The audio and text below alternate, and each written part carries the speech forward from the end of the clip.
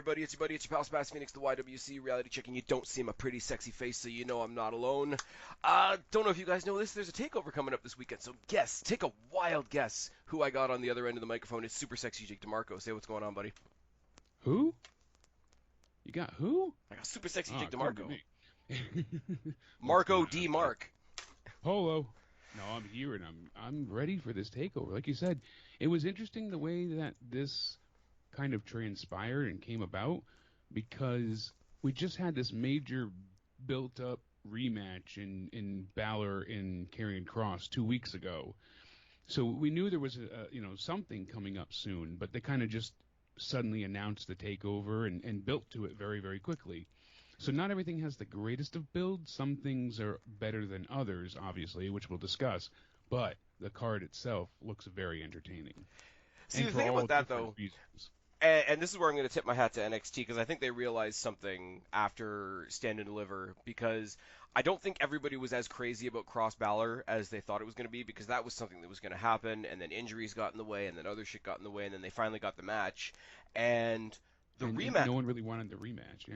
Well, the thing about it is it's a 50-50, right? Because you can have the rematch on the pay-per-view, and NXT doesn't do too much of that. I mean, Gargano, Ciampa, yeah, you usually Cole. Don't get repeat matches on takeovers. Yeah, Gargano, Ciampa was a trilogy or whatever it was, but that was a unique situation in that. So it wouldn't have worked necessarily. It would be an underwhelming takeover main event. It's still a great weekly show main event. Absolutely. And I think, I will say, I go back and forth on it, but I think the one on the weekly episode of NXT, maybe it benefited from lower expectations. I think the second match was better. Maybe just because it didn't have the expectation of being a takeover, it didn't have the expectation of being part of WrestleMania weekend, so maybe the expectations were lowered, but I had a good time with it. I had a really good time with it. And there's a few things that are working better than others. Not everything is great at this point in time, But I've also said, and you and I talked about this earlier in the day, because what do I do during the day when I'm at work and bored and riding around on my forklift? I listen to podcasts about wrestling, and I talk to my friends about wrestling. And I think with the way things are right now, and I don't really want to go on a big COVID rant, but I do believe this will be our last sort of not normal takeover. It seems to be that's the case. Yeah. And I'm happy because of that, no doubt. But so I'm kind of happy that it has this sort of, and I said this about In Your House last year as well. In Your House last year and this year, they're fun, but they have that B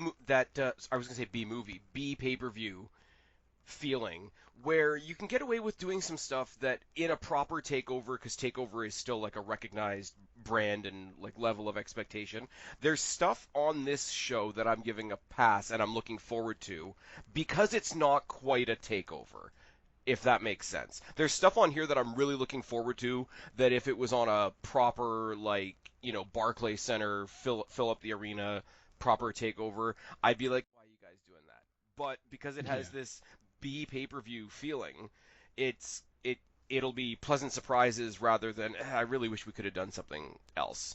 There's a lot of multi-person match stuff on here where I would have really preferred them in a proper takeover to be like, okay, why couldn't you just pick a champion and a challenger and a direction? But Absolutely. On a B pay-per-view, a little bit of pile of people mayhem type thing is more suited. I think. There's one match in particular, and you're going to think I'm talking about the main event, and I'm not. There's one match in particular that I am all in on for this show that I would question on a regular takeover as we knew them a year and a half ago. What would I think that you wouldn't be okay with? I don't think it's a 5-way. I don't think it's the women's. It would have to be the $1 million ladder match, I swear. No, that's goofball stuff.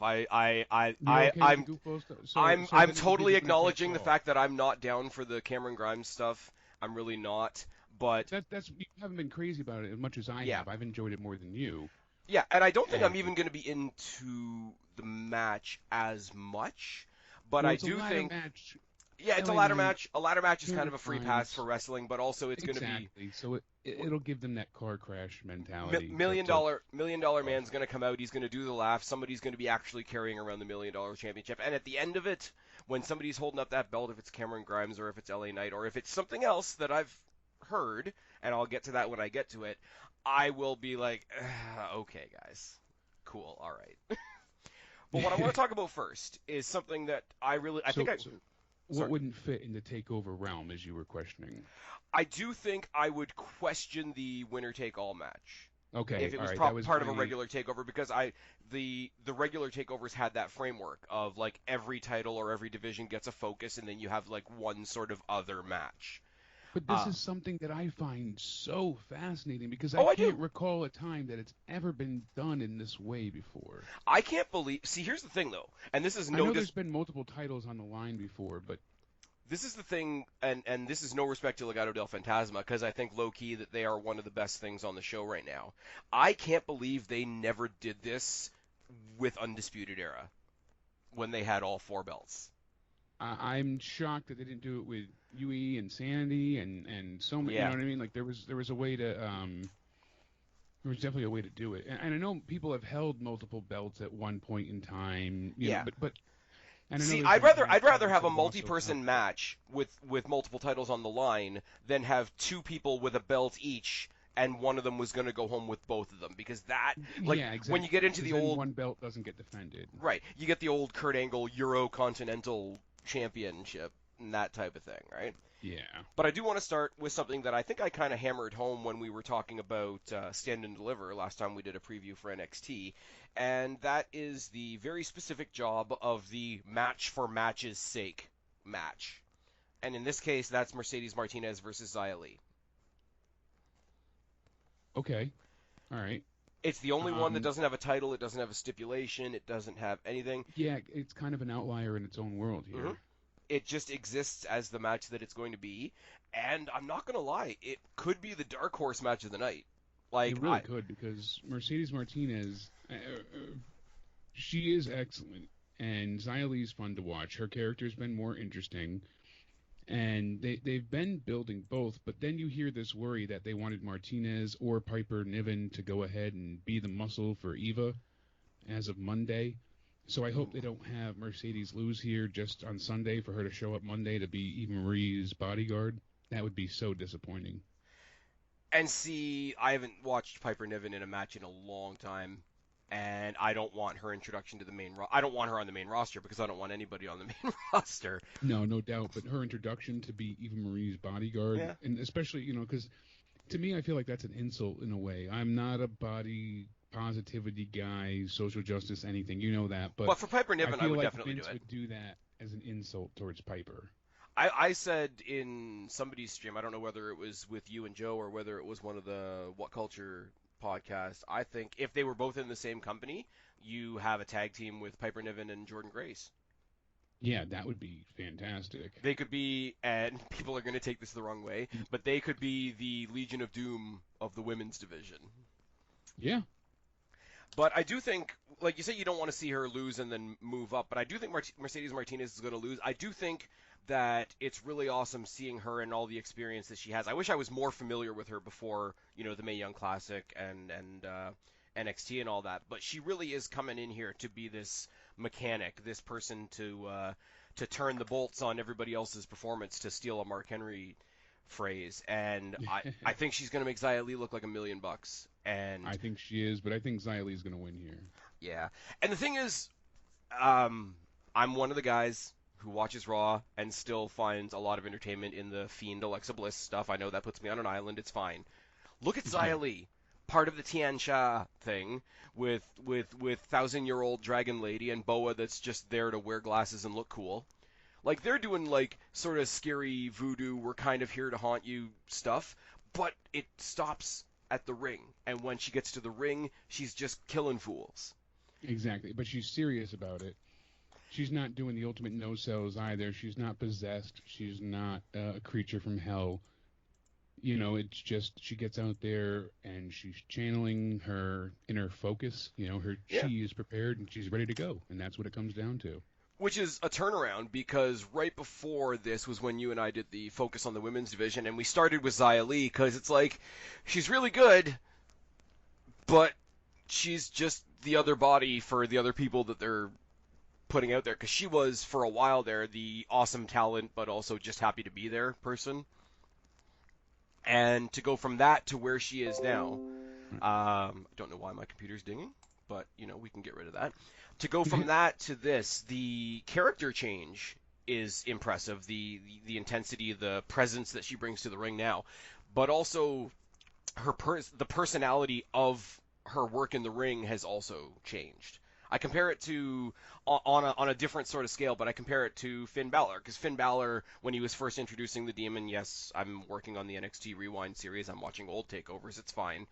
But like Finn Balor tag teaming with Hideo Itami versus Finn Balor when he debuted the Demon for the first couple of times, like he was literally a different fighter in the ring. He was, absolutely was. He was a different person altogether. And I think she's captured that. And I think it's for a lot of the introduction and how they did that weird, cool, and again, a lot of people didn't like it, but I like the weird, cool, like animation thing. I like the fact that they're making us wait to see what's her name, Mi Ling, the 1,000-year-old dragon actual, lady. Like, because I think as soon master, as she whatever you wanna debuts in call the her. ring, I think as soon as she debuts in the ring, they've got to put them in the tag title picture. Oh, that's definitely seeming what they're going for at this point. I don't know what, but like Boa debuted like forever ago. They had like two matches, like two exhibitions for him on NXT, where they said, "Hey, aren't we awesome? We have a Chinese guy." And then he disappeared. The end of it.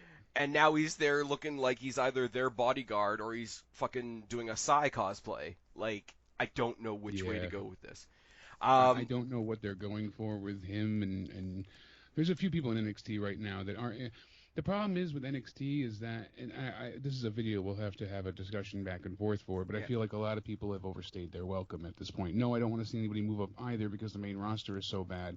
But I know that NXT is more than just a developmental brand at this point in time, but that's still the mindset they should have. They should be preparing the stars of the future, and obviously COVID set them quite a ways back. But I also do genuinely worry that, hey, are they going to be able to, have other big stars going forward? Karrion Kross is so heavily protected that's why I think people are not as excited for this five-way. I have my thoughts on that, but I have my thoughts on that, but they're not necessarily for the right reasons. I'm going to put on a different hat than I usually do when I'm talking about the main event. But I just had a thought, because nobody wants to see anybody go to Raw, because everybody's watching Raw and seeing how shit it is. But here's the thing, and I don't know whether I want to say this or not, because it just came to my head and I haven't really thought of it. Think about the people on Raw that we want to see do good things and aren't doing good things on the main roster. The two that come to mind are Ricochet and Mustafa Ali. But what's happening is they've found their own little pocket to just go and have like mini banger matches. And it's on main event. Because nobody's paying attention to main event.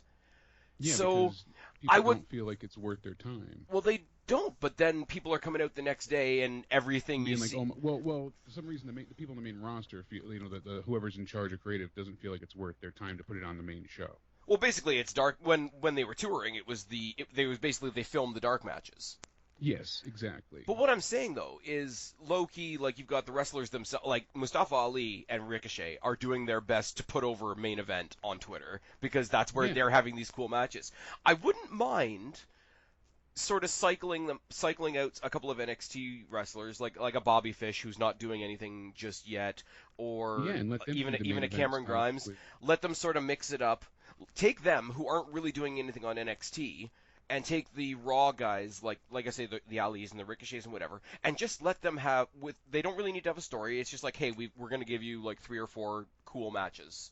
Let them have a couple mini bangers. And then in that way, you can go ahead and advance from there. It gives them the chance to work with people they haven't necessarily worked with, so it gets them the flexibility that some of them probably need. And gets them in front of a different audience, too. Well, that's true, too, but they don't have to get done by the constraints of Raw, because there's no real story on main event. It's just, here's a couple of matches. But exactly, that's what I'm saying. They can get people talking. Slightly. They can get people talking about them, so that if they do decide to move them to Raw, the writers might have just a little pinch of, hey, maybe we shouldn't fuck these guys up because people already like them. And they'll have an idea of what to do with them, maybe, because they'll have seen them as well. Yeah. Because they don't watch NXT. Always remember, the first time I saw Ricochet was in an NXT house show. Yeah, exactly. He was taking on Buddy Murphy, who's no longer with the company, which is sad. So yeah, I think we agree. Xia Li is going to win this. Mercedes Martinez is going to go in there and be the absolute mechanic that she needs to have the match that she needs to have.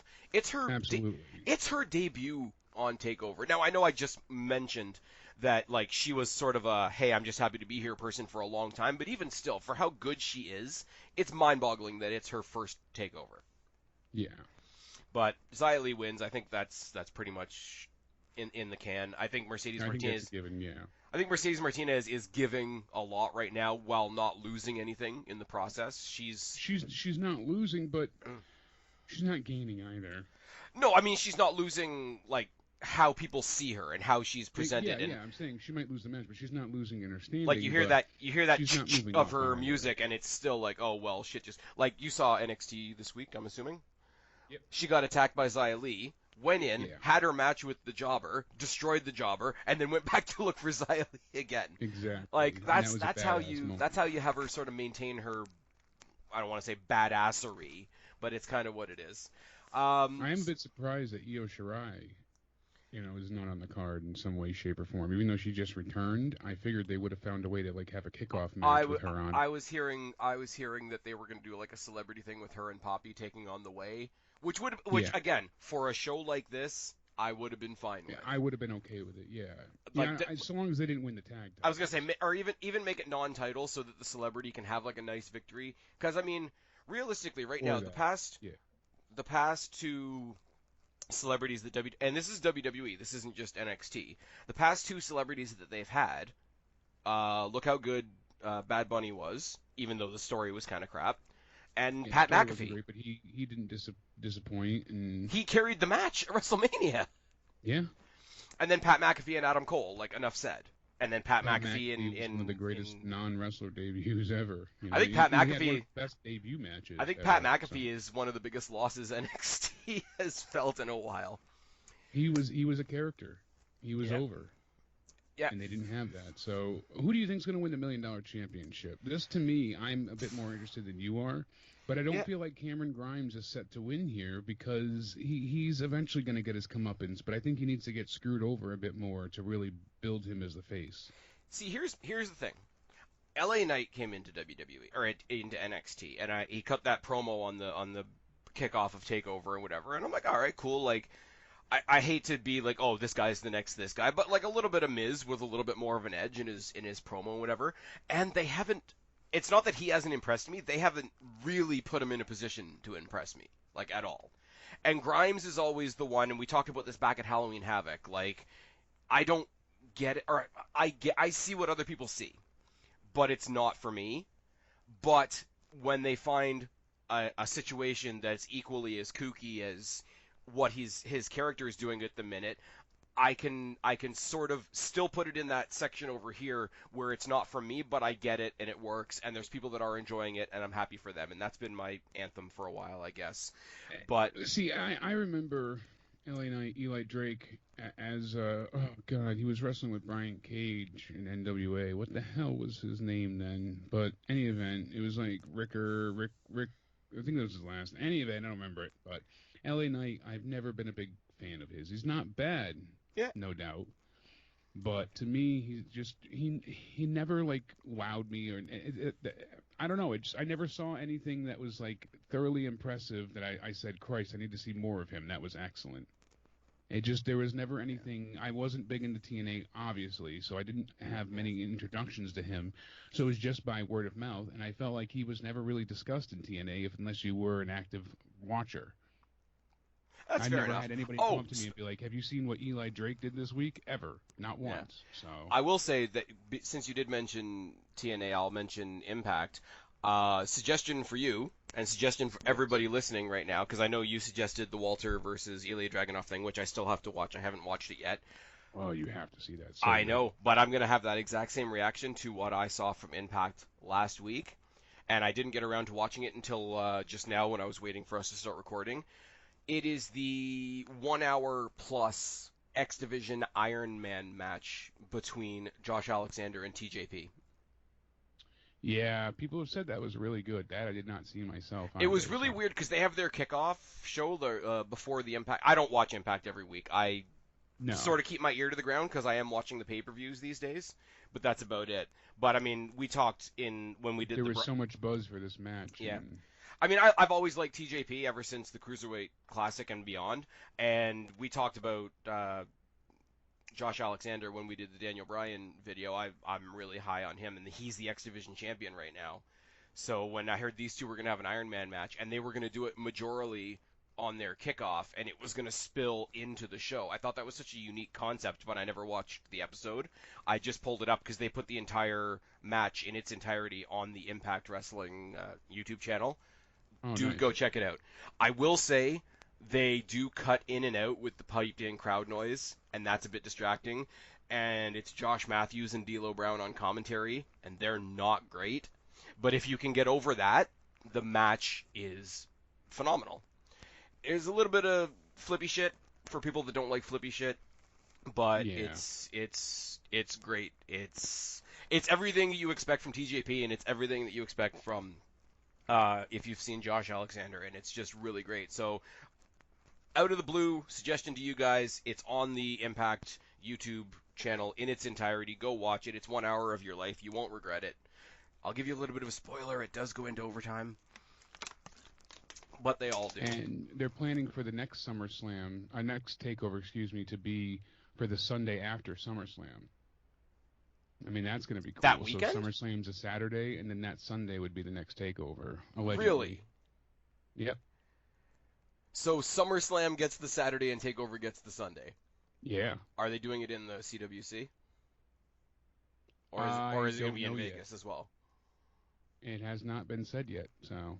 I'm just going to say if they put up a banner. Tentatively in Orlando, from what I'm hearing, but it's not reported yet, so we'll see. Because the first live takeover it could change. They could end up selling tickets. Because the first WrestleMania with crowds, Money in the Bank with full crowds, SummerSlam in a stadium with full crowds. These are all like big milestone things coming out of COVID. I think the first takeover with a full crowd has to be its own milestone event, and we do have to get back to what are the high expectations of takeover. Yeah. What I'm thinking about this match, it's kind of like the explanation that I tried to give when they did the weird zombie match at the Halloween Havoc. Not really into Cameron Grimes, not as into LA Knight as I want to be.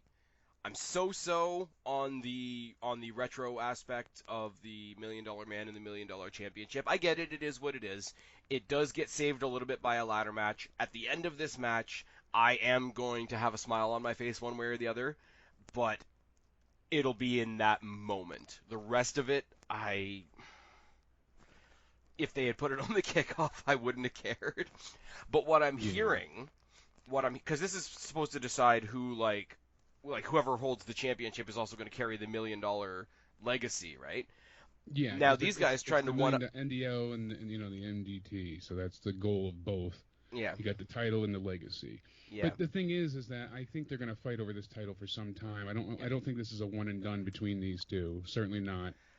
And thing is, they've both lost matches as they've been both trying to impress Ted DiBiase, and they've been costing each other matches while they try to impress Ted DiBiase. The matches that they've both lost have all been to Jake Atlas. Yes. And I've heard that there's going to be a swerve, and Ted DiBiase is going to look at both of them and be like, "You're both fucked. Neither of you are worthy." My $1 million champion is actually Jake Atlas. Now that would be hilarious, and I wouldn't hate that at all. It would be hilarious, and it would give me a reason to care about Jake Atlas. Exactly. So if that's the case, good on them for subverting expectations. Mm-hmm. If that's not the case, I really think that LA Knight's going to win here due to DiBiase screwing over Cameron Grimes. They're turning Grimes' face. Because Grimes can't get physical with DiBiase, Knight's in there to get the rebuttal, and I think that's what they're really going for. Yeah. But I like their possibility of a change up there, so that would be cool to have a bit of a shoot. Yeah, I will say as well, go ahead and argue and be like, "Screw you, I'm taking the title anyways," and Cameron Grimes goes into business for himself. I will say as well, and we don't really do a whole lot of SJW stuff on this channel, but for all those out there celebrating Pride Month, it is Pride Month. NXT is always really good at picking from their own roster their social media ambassadors for the various, like whether it's Black History Month, Hispanic History Month, Pride Month. et cetera, et cetera, et cetera. They've Yeah, done. Selena Vega for 9/11. Yeah. Yeah. Okay. Okay. Yeah. Yeah. Yeah. That's yeah. Right. Right. Right. Anybody they can Anybody that can actually speak they to it, can rather feign than the. sympathy for, but really just make a buck out of. Yeah. That's what they do. So, It would oh, be your like. father died on 9/11. Let's exploit that on SmackDown as much as we can, even though we're going to fire you a month later. Right, but I think not That's doing it on TV is such a better thing. Like, there's just certain people that oh, take over, like absolutely. the NXT Instagram and the NXT Twitter, and let the people that can actually speak to those issues speak to it. And obviously, in this case, Jake Atlas is one of the big ambassadors for Pride Month, and there's a couple other I can't remember. I think Frankie Monet is one of them as well. But Ember it's like, Moon is a big supporter, and of so course, is obviously Sonya Deville and Mandy Rose. yeah. I mean, they're not in NXT, but Right. I mean, Finn Balor. I just think NXT does these things a little bit better. But like, I'm glad you mentioned Sonya Deville because I would much rather have Sonya Deville go out there and be part of like some social media awareness campaign than just have another round of, hey, WWE's great at video packages, so they slap a video package together and be like, okay, it's this month, so we're doing this. Here's your video. Now we're gonna get back to booking this shitty show. I just think what NXT is really sad is the fact that they feel like they have to do that. They have to always shoehorn things in when they could just allow these people to be themselves and they wouldn't have an issue. They what was his name? He was the first gay. He was with Titus O'Neil. Darren Young. Darren Young. There we go. And they were like, oh my god, and they made a showcase out of it, but it basically was like the only thing to define him after a while. Like that was it. And it's like, no, he's gay, but that doesn't mean that's all he is. Well, exactly, and that's the big thing, right? Is they weren't necessarily talking about, or at least in NXT's case, they're not talking about, hey, check out this gay person. It's like, hey, like we want to put some spotlight on these people that have some things to say and whatever. Even in the Jake Atlas match. Against, I think it was against Cameron Grimes, the commentators took an opportunity to mention that, hey, Jake Atlas has been, fully involved in all of our social media awareness things, sort of a cheap plug, like, hey, go check out NXT's Instagram, but I'd much rather that than, like I say, an overproduced sort of segment on We Love Everyone. Yeah, like a pandering. Like I've always said, and it becomes a cliche on my channel, like WWE and NXT are great at video packages, and they are, but give me a video package on the 5-way we're going to have in the main event. Don't give me a video package on how much you love the LGBT community because it's in the month that tells you to do so. Yeah, exactly. And so I just wanted to tip my hat to NXT on that because I think they handle all those types of things a little bit more tactfully than the main roster. And shout out to Jake Atlas for being a big part of that, even though he's technically not in the match, and I'm totally speculating at this point. If that's not the case, it's going to be LA Knight, and Cameron Grimes is going to be all heartbroken. He's going to be the heartbroken millionaire, which is a really... I will give him credit because he's sort of playing like the fish out of water millionaire, and he's doing that part okay, and he's making it funny, but it's still Cameron Grimes. He's got country rap as his entrance, and he can sort of bugger off. LA Knight. Next match we have, obviously, winner take all here. I like it. Well, I'll let you start. I want you originally had an opinion before, so.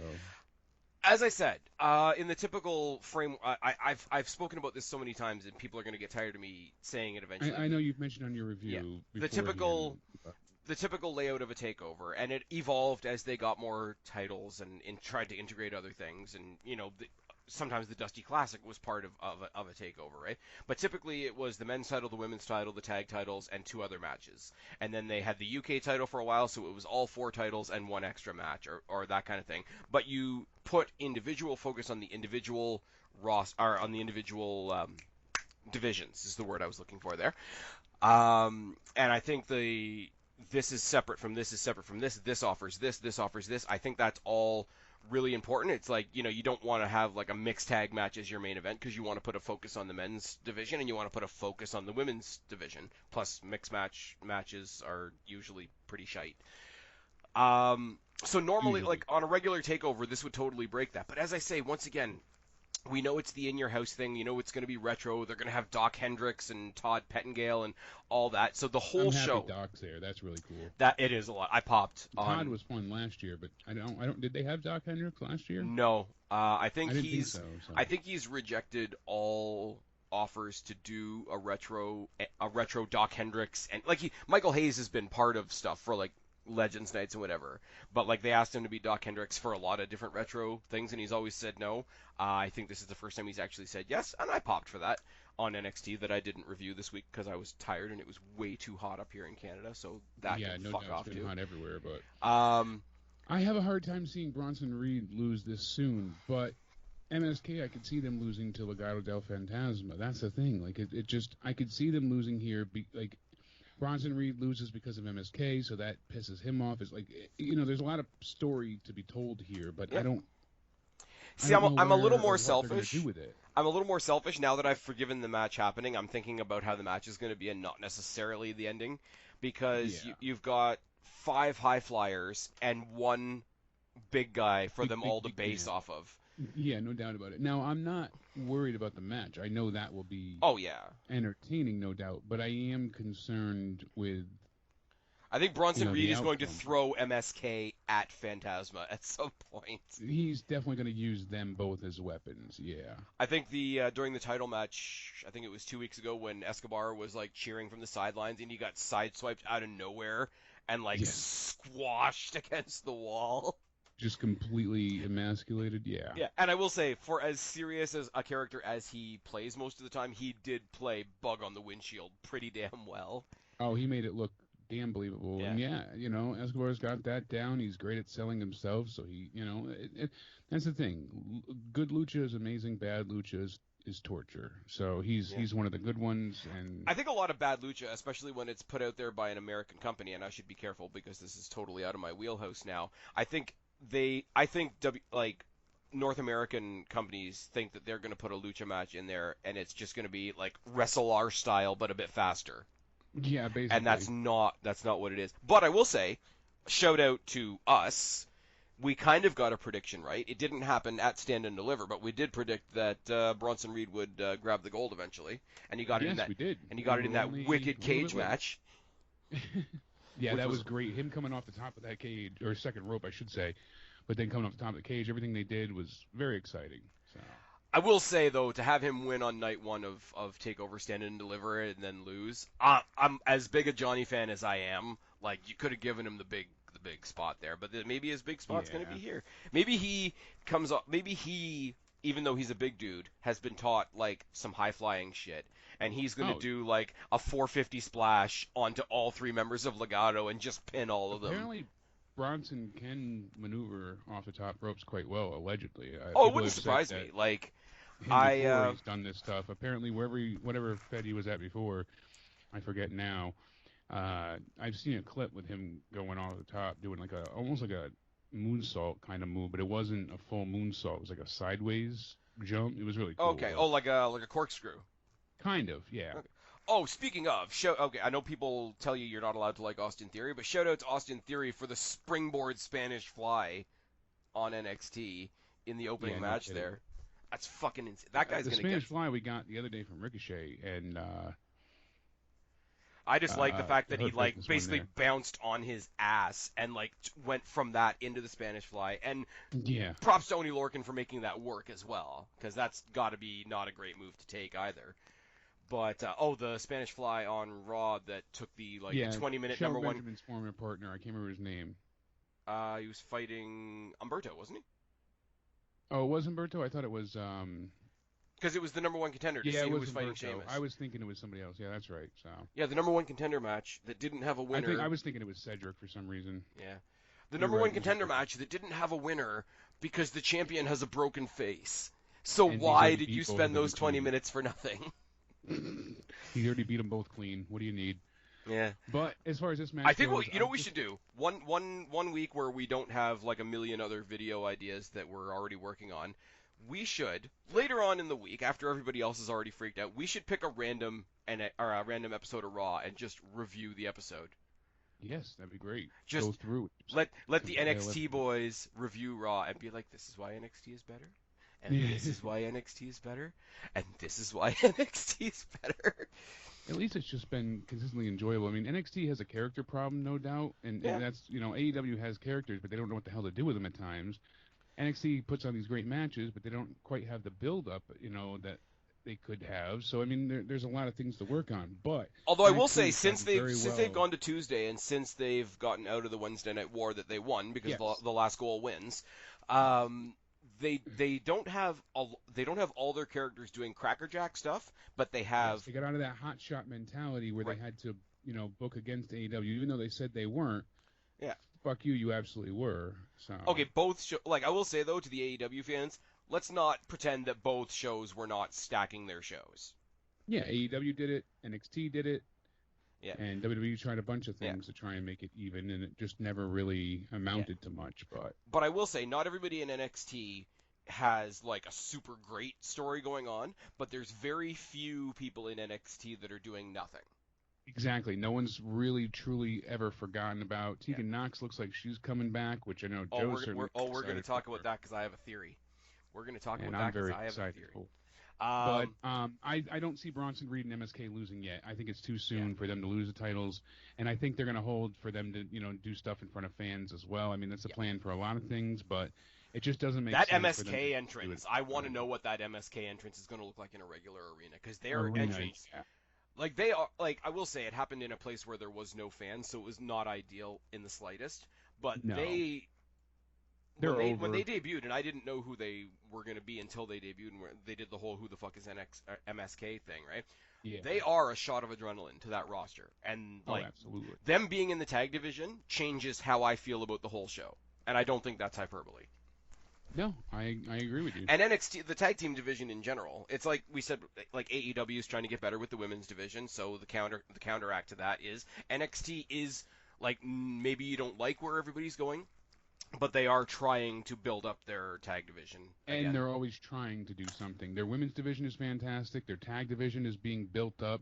Yeah. They are trying to make it better. Yeah. There's a couple women's tag teams that are sort of waiting in the wings to be part of something as well.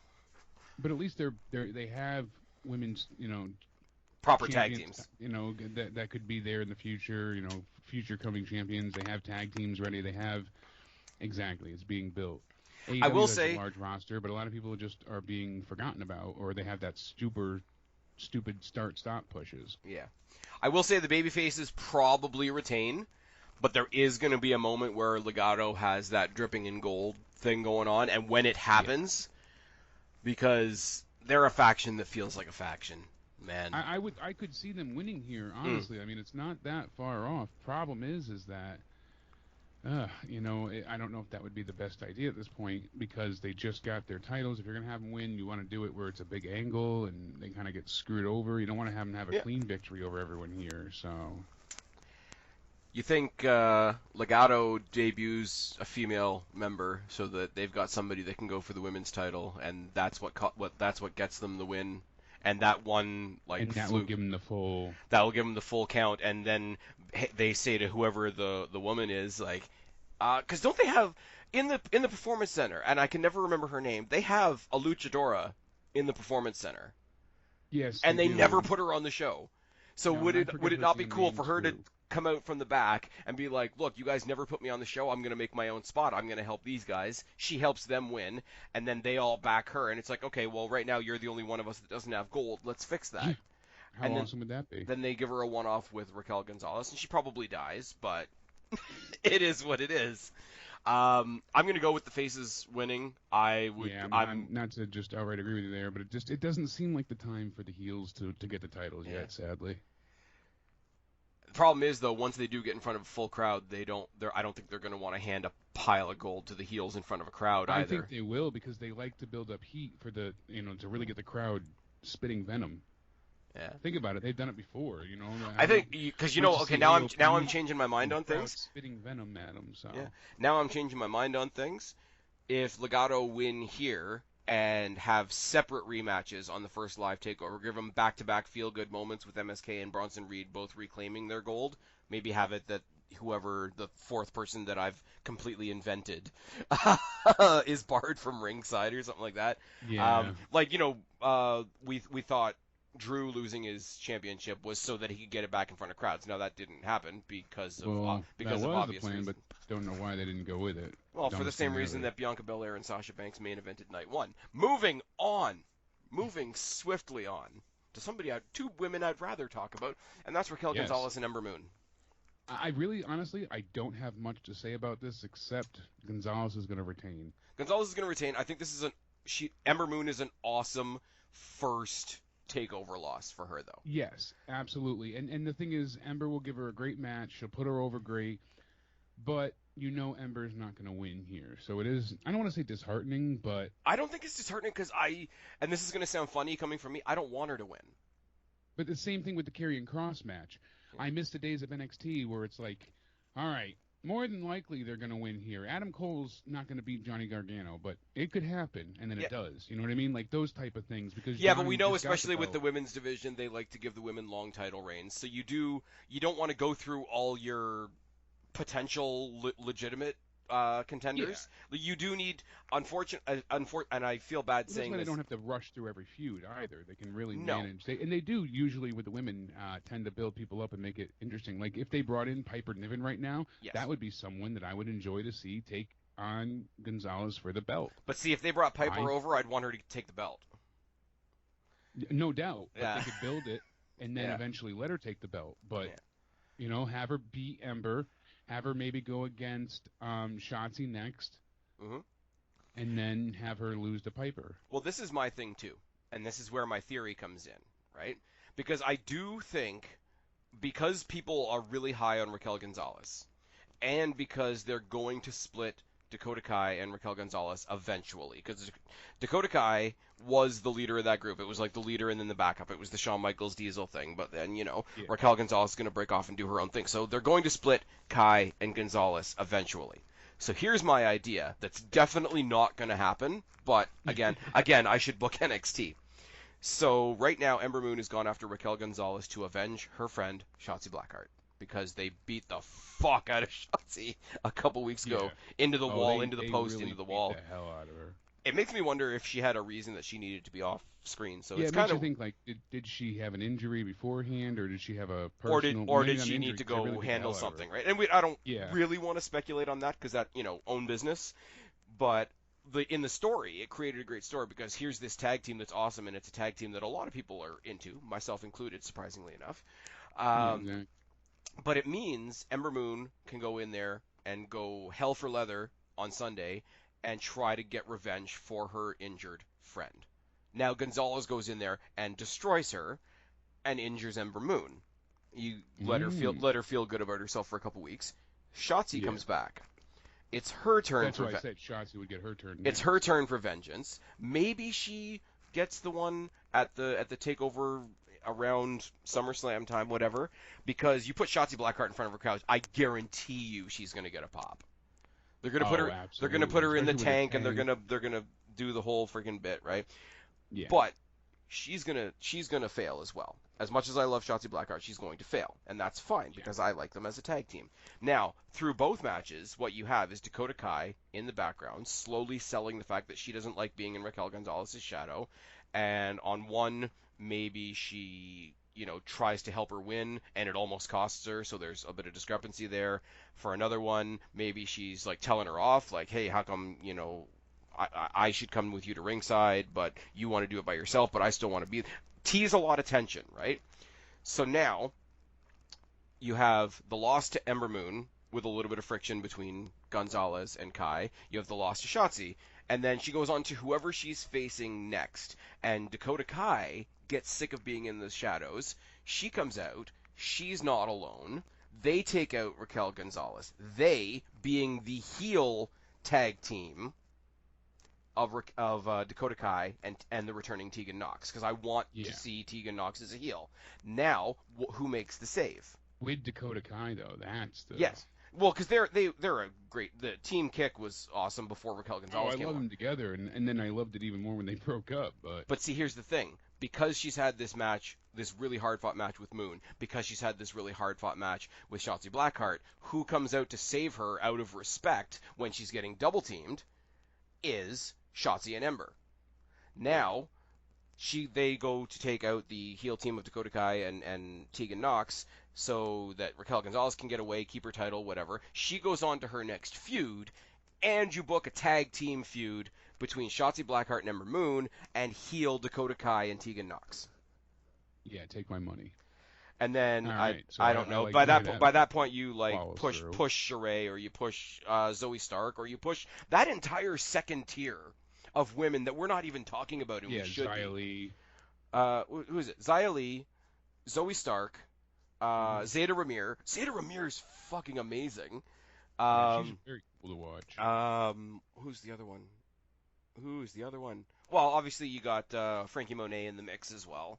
Like there's an Yeah. entire second tier that we're not even talking about in the title We haven't picture. seen Marina Shafir in ages either, Yeah. and what's her name, Jessamine Duke, and is Um, Catanzaro still there?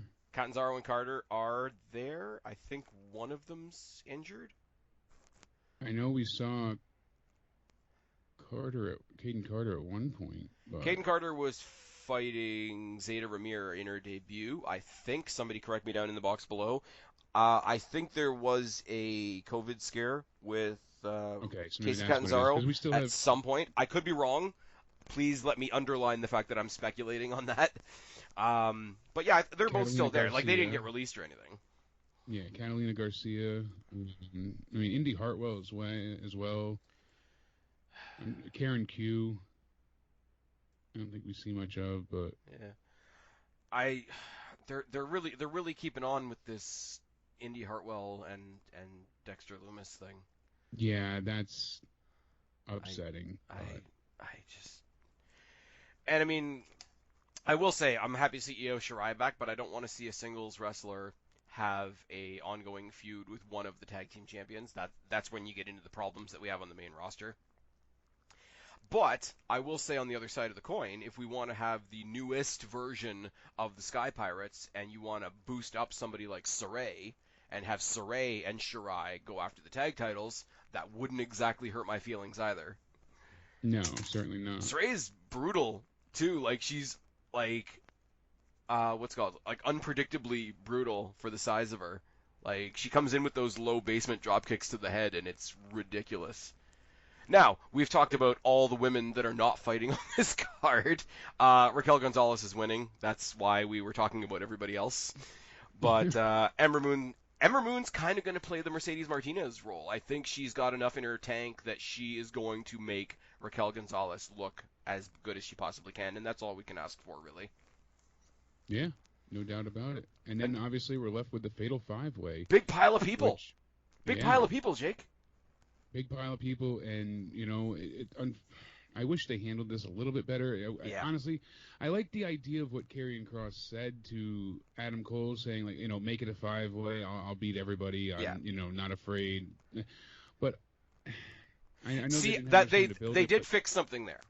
They did fix something there, because if William Regal had come out and said, "Well, it's War gonna," Games. well, yeah, basically. I think I made that joke on the night. Yes. But if he had come out and announced the 5-way, the criticism would have been, well, why does that make sense? Why does he get rewarded for being put in a match? Why does he get put in the match because he didn't win Yeah. anything, right? So Karrion had to make Yeah. the demand. I Karrion get that Kross entirely. being the wrecking machine, being the guy that But wants is to he a go heel scorched or a earth. face? That's like a face thing to do, not really a heel. And But is he a heel, though? He's just like, I will say, Cross is one of the few people that sort of floats between being face and heel, and I don't mind it, because a monster can be both.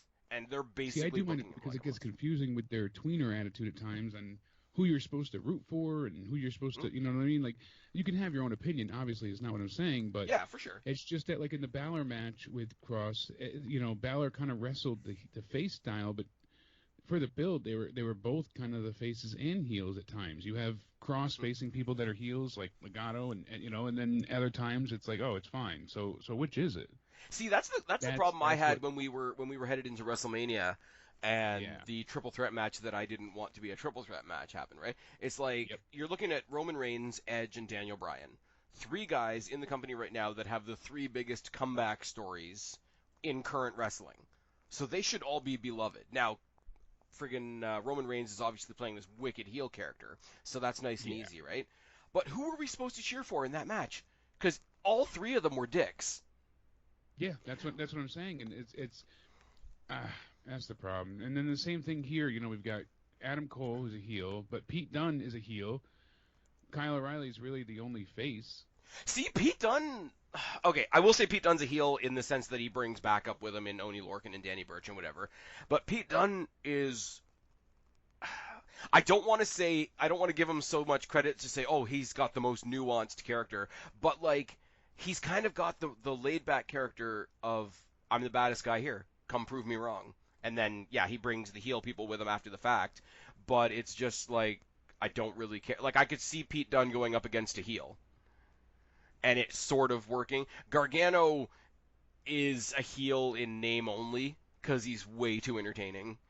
Adam Cole, I think you mentioned the takeover that you were at. Like nobody's going to boo Adam Cole. Uh, and now they've got this version of Kyle O'Reilly. Now I wanted to ask you about this too, and I don't want to make every video we do a big comparison between NXT and AEW because the comparisons are obviously there.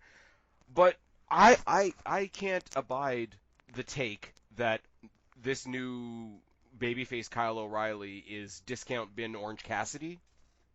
It kind of there's the comparison's been made, and I don't I don't see it know. entirely. I mean, there's a look comparison, but I don't see the comparison standing with any merit besides that. They have a similar look at times, jean jacket, jeans, T-shirt, but besides that, nothing. But Kyle about O'Reilly's Kyle coming out O'Reilly. and being a smartass. He's not being the guy that like hardly says a word, and like his gimmick in the ring is that he like doesn't really try. Like Kyle O'Reilly tries. He's just aloof. Exactly. Kyle will kill himself. And before anybody freaks out, I'm not taking digs at Orange Cassidy. I'm sort of getting a better handle on like what his shtick is. And I will say, at Double or Nothing, the match they had was great. The ending was shit, overproduced WWE style finish, but it is what it is. Here's my thought, right? Without getting into who I want to win, because I like everybody in this match, and how's that for a lazy answer? Yeah. We've been talking most of this pod about the fact that probably the next takeover, even if it is still in Florida, chances are they're going to have some audience. Like for Stand and Deliver, they had some audience, right? So that's the first step to them having a lot of audience. So you really kind of want a star at the top. And I really think that it's not a horrible take for NXT to go into a little bit of a default mode and throw that belt back on Adam Cole. That was, honest to God, I swear to you, I promise that was what I was going to say. He was one of the best leading champs for the company. And since they're going back in front of fans, if Karrion Kross does not retain here, the only person I want to see win is Adam Cole. Yep. Johnny Gargano doesn't need the belt. The belt doesn't need him, and he won't benefit the belt. Because Kyle O'Reilly winning, I will say Kyle O'Reilly winning needs to happen in a big full proper building. Yeah, who better to take it from than Adam Cole? Right, and who better to carry that belt back into a crowd? In front of fans. That needs a sellout crowd with a big emotional match, and you don't want Pete Dunne, same thing. Like just to get his title now, it's kind of lackluster, but yeah, that's the thing. That's the thing too. Like going in here, he's just a bruiser. So I want Pete Dunne to win the title at some point. Problem with that is you have to have the right champion for him to take it off of, because he's not a great promo, and I'm a huge fan of Pete Dunne. As I say, Destiny, check it off your Spaz Phoenix bucket list, Roddy Raw. But he's not a great promo. He's not, and I don't think he puts much into a story. So you have to put that belt on a champion that can tell most of the story if Pete Dunne's going to pick up the belt. Does that make sense? It makes great sense. Like, if it was Adam Cole versus Pete Dunne, which happened at SummerSlam a couple years ago, but let's be real, that was just a showcase for NXT on a main roster pay-per-view. That was all just to get people aware of NXT, yeah. Yeah, I think it was kind of cool, though, because Pete Dunne won the triple threat the night before, which was, I think, against Killian Dane and Damian Priest. And look at where Damian Priest is now. He's throwing tomatoes at Elias. And Jackson Riker has PTSD. Jake, save me from the main roster. Get me back on point. Karrion Kross retains or Adam Cole gets it here. Yeah. I'm going to pick Karrion Kross to retain just so I have an actual Yeah. pick. But if I take it out of my head, I do agree with you. If I take it out of my head that we're going back to live crowds soon and there's like other outside reasons to consider, then yeah, obviously Karrion Kross comes in here, levels everybody, scorched earth, Infinity Stone, whatever you want to say. I do think the match is going to be ridiculous enough to be worth our time. Because I think it'll be a good watch. I think you're going to have Karrion Kross do a lot of the smart champion, let everybody else take each other out. Because I think you're going to have Kyle O'Reilly and Adam Cole going at it. Because, we're going to do this forever. Mm-hmm. And the comedic contrast between current The Way Johnny Gargano and Bruiserweight Pete Dunne has to have its own focus for... Actually, you know what? I know you said don't put the title back on Johnny Gargano, but put the title on Johnny Gargano if you're planning on eventually putting it on Pete Dunne, because the contrast between those two would be fantastic. That would be a better idea if those two were gonna, you know what I mean? I would do it that way. Only because Pete Dunne, if he's and that would be a great takeover match too, because nice and early, you'd have Oni Lorcan and Austin Theory on the outside. Nice and early, they could have a brawl. They could have a brawl and get taken out. So you've got the whole. And the Way is out there, and it just makes for everything to be more interesting. Oh my God, they debut somebody like they've got women over in NXT UK. Put some like really bad, like if they still had Killer Kelly, which they don't, which is sad. Because she's in, I think, Impact now. But if they still had Killer Kelly, put Killer Kelly in Pete Dunne's corner to counteract Candice LeRae. Yeah, exactly. Now that would be something. Anyways, so it's going to be Karrion Kross unless they're thinking with their forward-thinking head and they pop the title back on Adam Cole. That we haven't foreseen, which every now and again they do, and I would love that. But it just surprise sixth entrant. Yes, Dolph Ziggler. Yeah, I don't even know. That's Zack about Ryder. it. Oh my God! No, he's trying to do deathmatch things now. I know he's going to go take on apparently Nick Gage. He's doing John Moxley impressions, but like John Moxley if John Moxley was a druid. Yeah. I got nothing. It was a good fake out. The audience was pissed. That was funny. But John Moxley's not a druid. So if they bought that, they're idiots. Sorry, you're guys. You're talking about a GCW crowd, so. Sorry, indie fans that are not from Destiny. Check it off your Spaz Phoenix bucket list twice. Anyways, I know you got to go, so tell people where to find you. You can find me on Twitter at Countdown Ended, or you can check out my lovely rantings on the Joe Cronin Show. We're live after every WWE and AEW pay-per-view, and usually after every wrestling show. And occasionally you hang out here. Absolutely. You can find me with you. Yeah, baby. Yes, I can. I can find you with me. And you guys know where to find me, or you wouldn't be here. He's been Super Sexy Jake DeMarco. I've been Spaz Phoenix. Subscribe up there, talk down there, start a conversation. Keep all these conversations. I fucked the entrance up, or the exit up, didn't I? Subscribe up there, talk down there, start a conversation. Keep all these conversations going. Don't be a stranger. I'll talk to each and every last one of you later. But for right now, me and this big sexy fucker over here are tagging out. Bye, guys.